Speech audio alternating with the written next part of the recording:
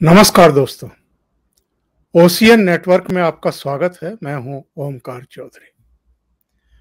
जो मुंबई या हिंदी सिनेमा है और जो टिपिकल जो व्यावसायिक सिनेमा है, उसमें हम और आप देखते हैं कि प्रेमी और प्रेमिका के बीच जब इश्क परवान चढ़ता है, तो उसके बाद ना प्रेमिका किसी की सुनने को तैयार होती है और ना प्रेमी ही अपने घर परिवार, बुजुर्गों, जो अनुभवी लोग होते हैं, उनकी बातें सुनने को तैयार होते हैं।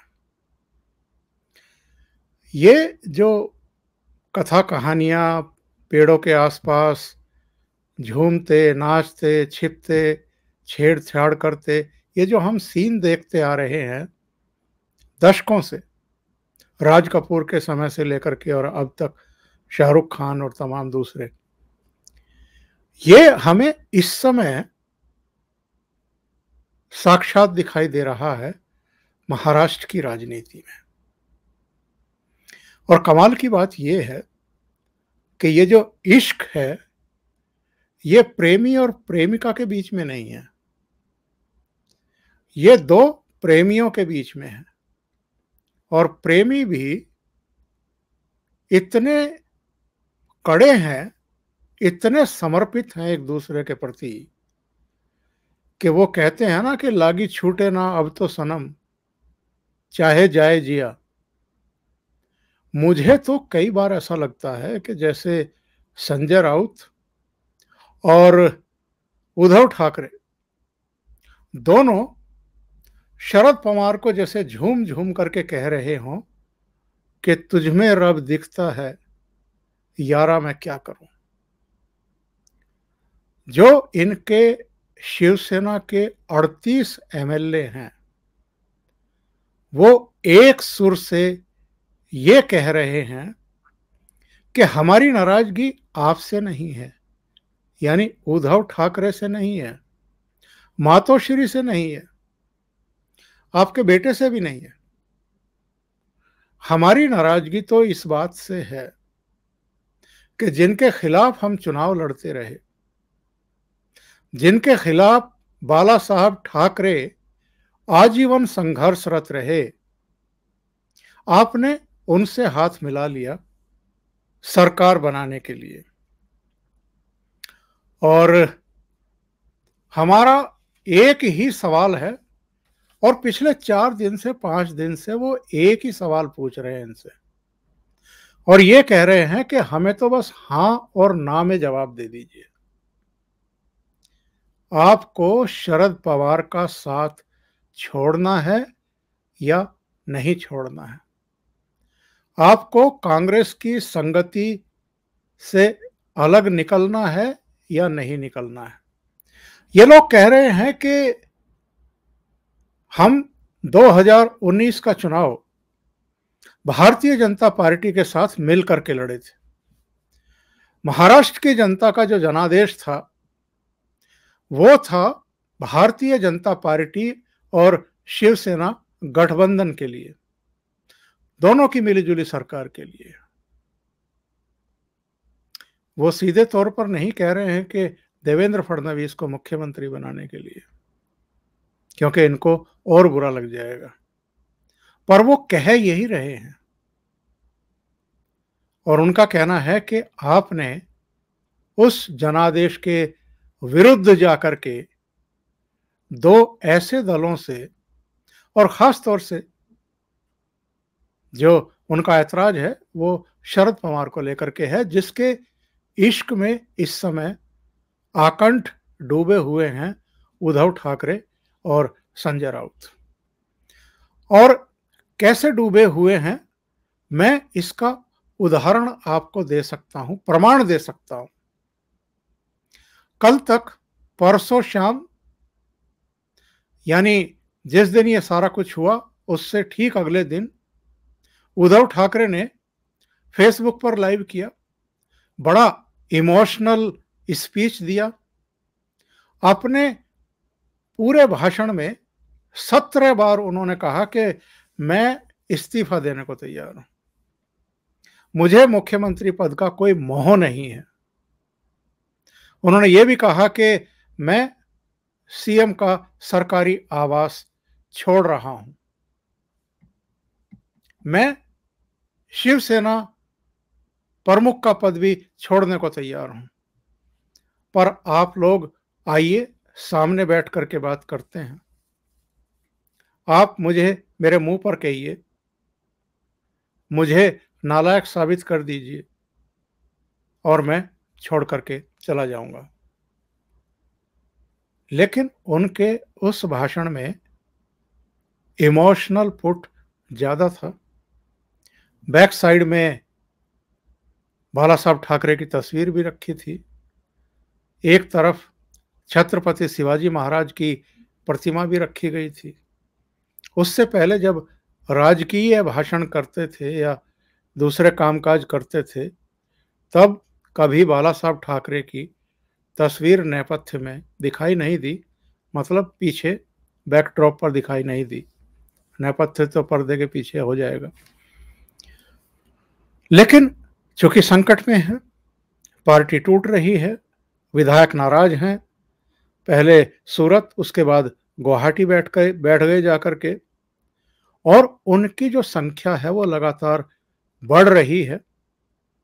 पहले 20, 22, 24 थे, फिर 32 हुए, फिर 36 हुए, अब 38 हैं, 12 निर्दलीय भी है।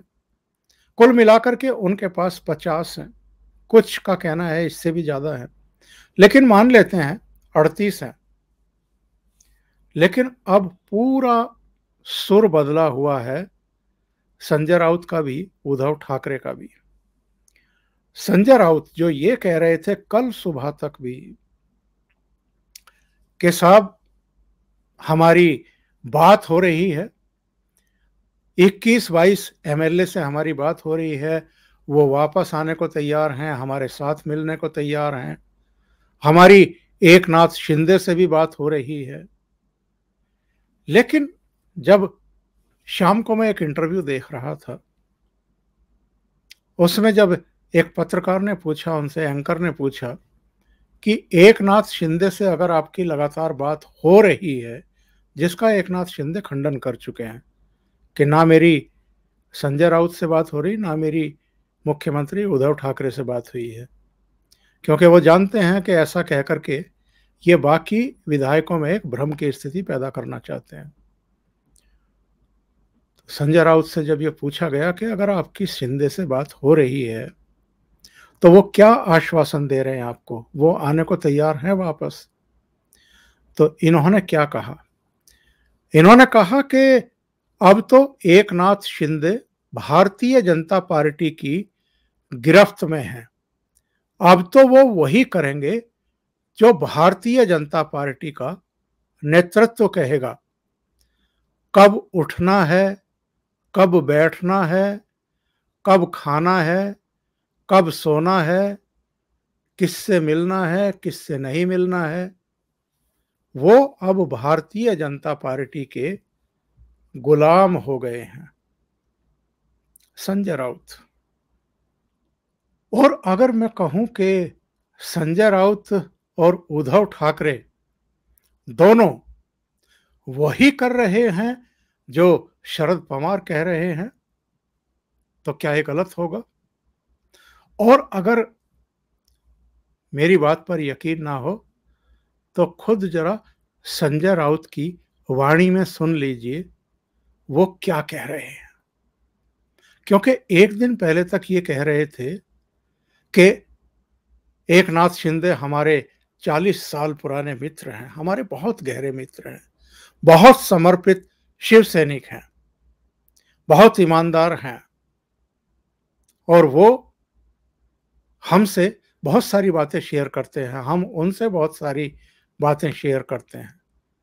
और इनका ये अंदाज करीब करीब वैसा ही है जैसा, याद करिए जब परमवीर सिंह सवालों के घेरे में आए थे, जब उनका अचानक तबादला हुआ था, तो ये परमवीर सिंह की भी प्रशस्ति कर रहे थे, और ये और मुख्यमंत्री उद्धव ठाकरे दोनों, यहां तक कि सचिन वाजे का भी बचाव करने की कोशिश कर रहे थे।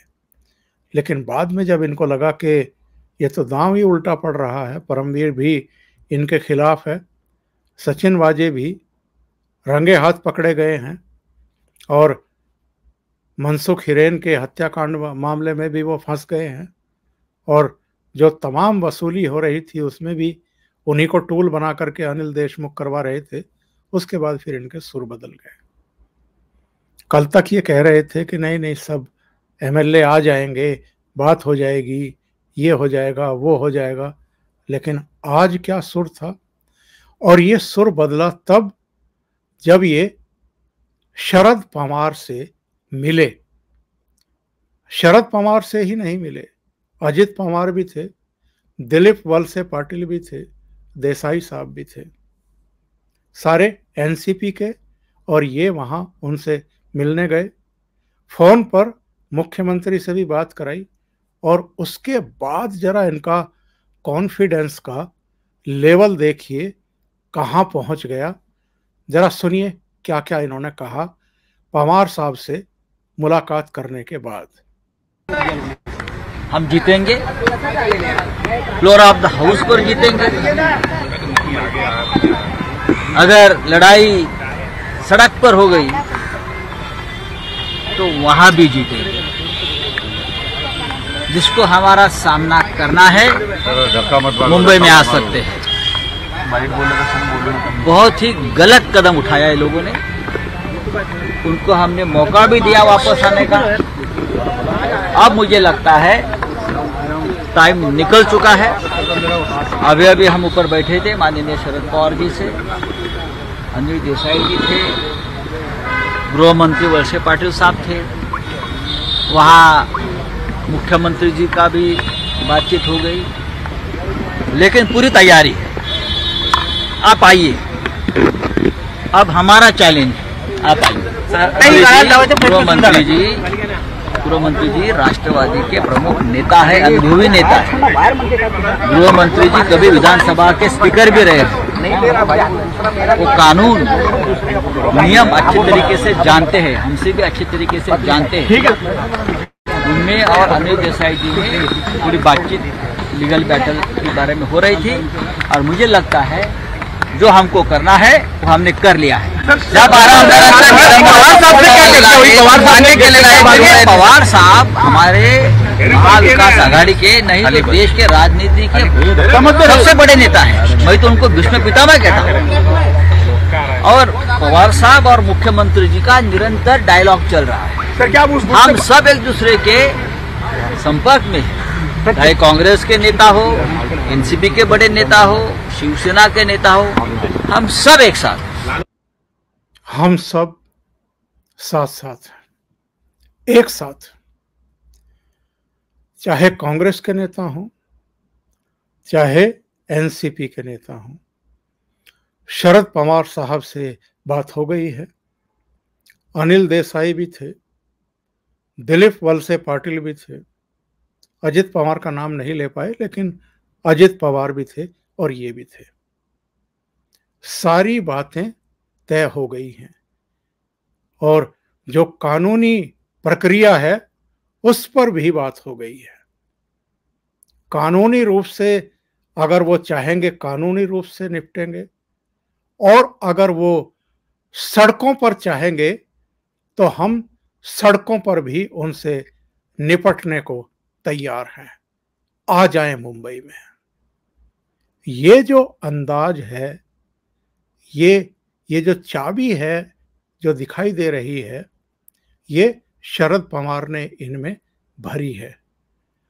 और डे वन से आप देखिए, शुरू में उद्धव ठाकरे पूरी तरह हिले हुए दिखाई दे रहे थे, और उनके रुख से लग रहा था कि वो ये सब छोड़ छाड़ देंगे, मुख्यमंत्री पद छोड़ देंगे, बंगला तो छोड़ ही दिया था, सरकारी आवास छोड़ दिया था। लग रहा था कि अगर पार्टी में इतना विद्रोह हो गया है तो कहीं अंदर से वो टूटे हैं।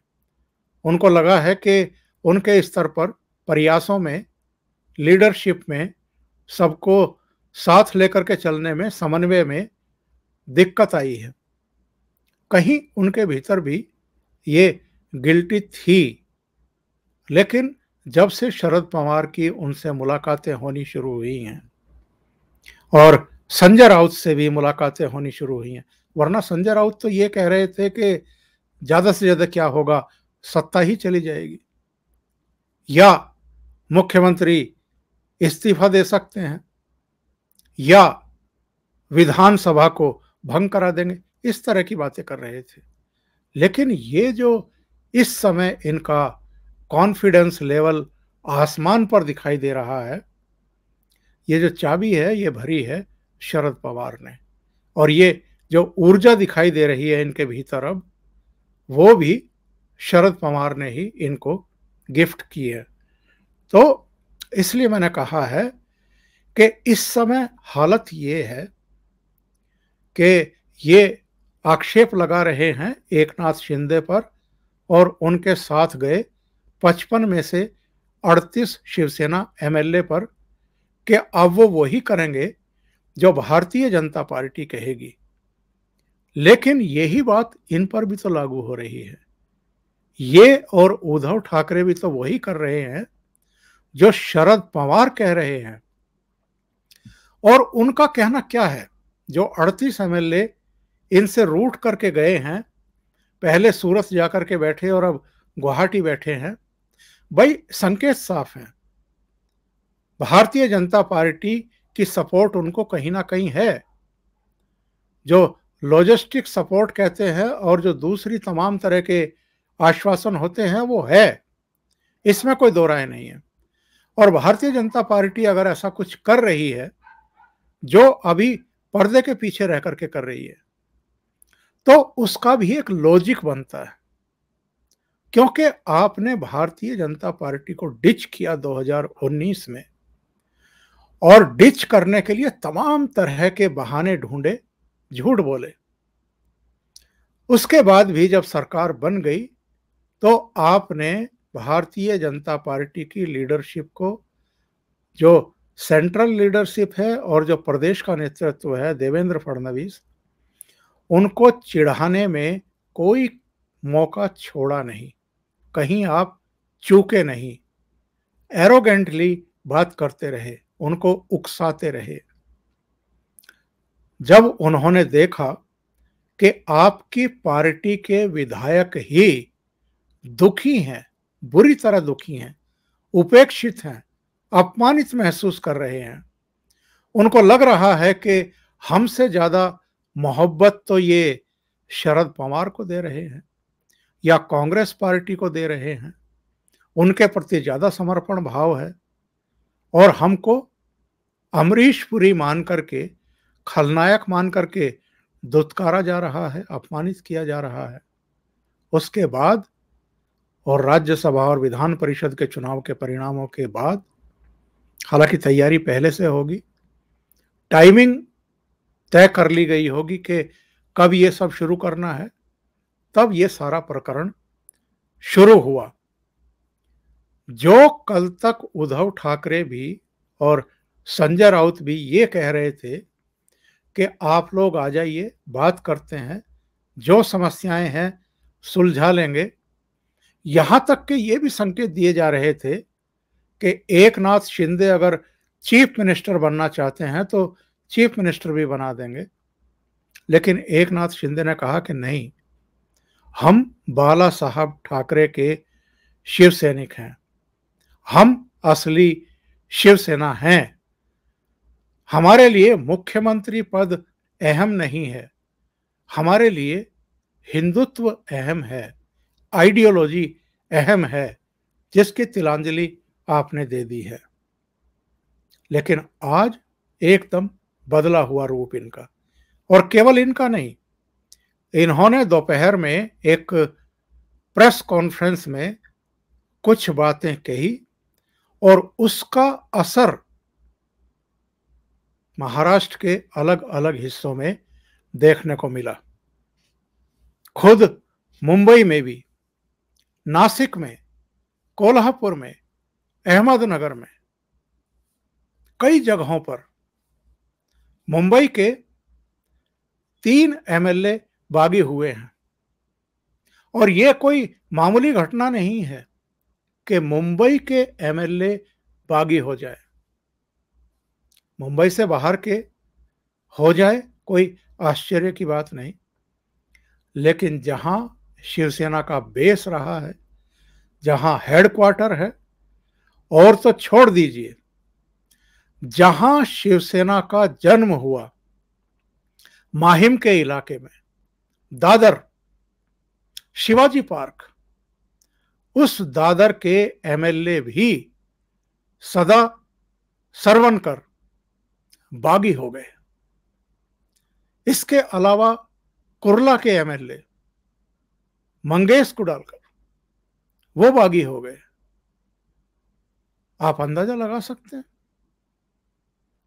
और इन्होंने कहा कि साहब, हम तो अब अगर हमारे कार्यकर्ता सड़कों पर उतर गए तो उनको जगह नहीं मिलेगी, बचेगी।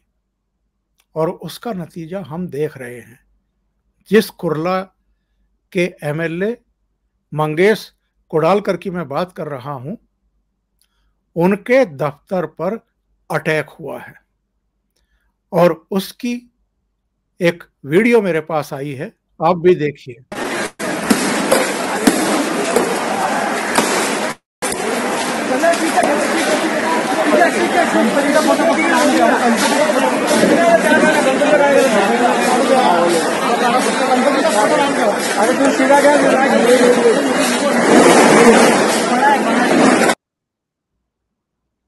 शिवसेना के एमएलए जो कल तक इनके प्रति पूरी तरह समर्पित थे, वफादार थे, इन्हीं के जयकारे लगा रहे थे, इनके मुख्यमंत्री बनने में उनका भी योगदान है। आज अगर वो कुछ सवाल खड़े करते हुए और ये मांग करते हुए कि आप 2019 के जनादेश का सम्मान करते हुए भारतीय जनता पार्टी के साथ ही सरकार बनाइए, इनसे गठबंधन तोड़ दीजिए, यानी एमवीए से बाहर निकल आइए, तो अब क्या सिलसिला शुरू हो गया है ये आप देख लीजिए।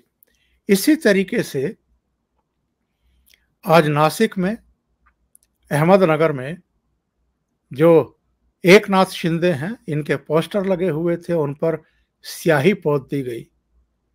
और जो दादर के एमएलए हैं, जहां मातोश्री भी है, सदा सरवनकर के यहां बाकायदा उनके पोस्टरों पर गद्दार लिख दिया गया, उनके पोस्टरों को भी पोत दिया गया। और चीफ मिनिस्टर ने आज जो जिलों में बात की है, जिलों के पदाधिकारियों से बात की है, क्योंकि अब ये इनको डर लगने लगा है कि विधायकों का एक बड़ा धड़ा, 2/3 विधायक टूट करके एकनाथ शिंदे की तरफ चले गए हैं। कम से कम 4 एमपी अब तक ये सचेत कर चुके हैं शिवसेना प्रमुख को कि आप ये सवाल खड़ा करने वाले इन एमएलए के खिलाफ किसी तरह की कार्रवाई ना करें। इनको लगता है कि संसदीय दल में भी फूट है और अगर जिलों की जो कार्यकारिणी है, जिलों की जो इकाइयां हैं, जो पदाधिकारी हैं, वो भी टूट करके ज़्यादा संख्या में, जिनकी संख्या 400 बताई जा रही है, जो पार्षद हैं, अगर अलग अलग नगर निगमों में, नगर परिषदों में, नगर पालिकाओं में वो भी उनके साथ चले गए तो फिर पार्टी में विभाजन हो जाएगा। इसको कानूनी रूप से ये रोक नहीं पाएंगे। तो ऐसे में इन्होंने आज बातचीत की और बातचीत करके इन्होंने कई बातें अपने भाषण में कही। कुछ बातें मैं आपको दिखाता हूं कि इन्होंने क्या क्या कहा है।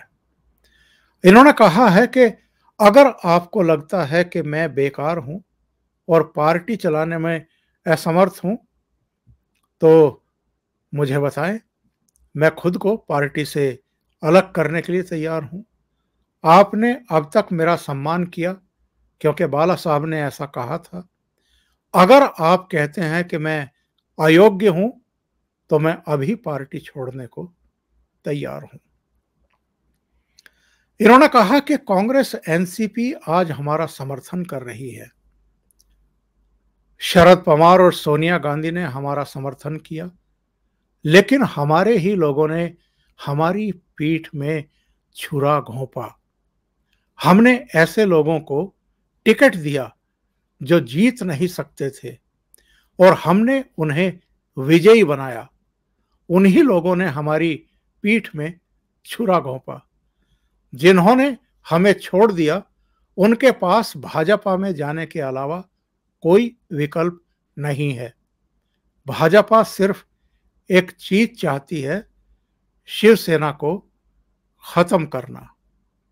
इसके अलावा इन्होंने कहा, जब हिंदुत्व के नाम पर भाजपा और शिवसेना को अछूत माना जाता था और कोई भी भाजपा के साथ जाने को तैयार नहीं था, बाला साहब ने कहा कि हिंदुत्व वोटों का विभाजन नहीं होना चाहिए। हम भाजपा के साथ रहे और अब इसका खामियाजा भुगत रहे हैं।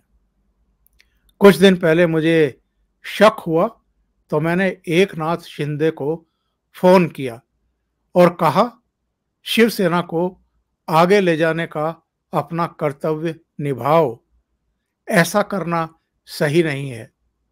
उन्होंने मुझसे कहा, एनसीपी कांग्रेस हमें खत्म करने की कोशिश कर रही हैं और विधायक चाहते हैं कि हम बीजेपी के साथ जाएं। इसके अलावा इन्होंने कहा कि अगर वृक्ष के कुछ पत्ते, कुछ हिस्से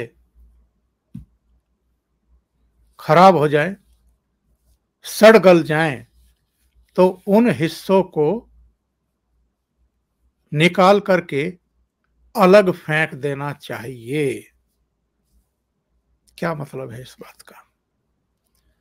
अगर एमएलए कोई चिंता जाहिर कर रहे हैं, आपको आईना दिखाने की कोशिश कर रहे हैं कि जो शिवसेना की, बाला साहब ठाकरे की आइडियोलॉजी थी, उससे आप भटक गए हैं, एक गलत पार्टी और पार्टी प्रमुख के इश्क में पड़ करके अपना सब कुछ तबाह किए जा रहे हैं, तो ये उनको रोग से ग्रस्त बता करके और काट करके फेंक देंगे। अगर उद्धव ठाकरे साहब से पूछा जाए कि पिछले दिनों आपकी एक सर्जरी हुई है, सर्जरी आपने क्यों कराई है? क्या आप उस हिस्से को अपने शरीर से काट करके फेंक नहीं सकते थे जिसकी आपने सर्जरी कराई है? यानी अगर आपको लगता है कि शरीर का कोई हिस्सा थोड़ा सा वैसा काम नहीं कर रहा है जैसा वो करता रहा है, तो उसकी वजह जानने की कोशिश करेंगे, उसका उपचार करने की कोशिश करेंगे, या उसे शरीर से निकाल करके बाहर फेंक देंगे। ये क्या तर्क हुआ?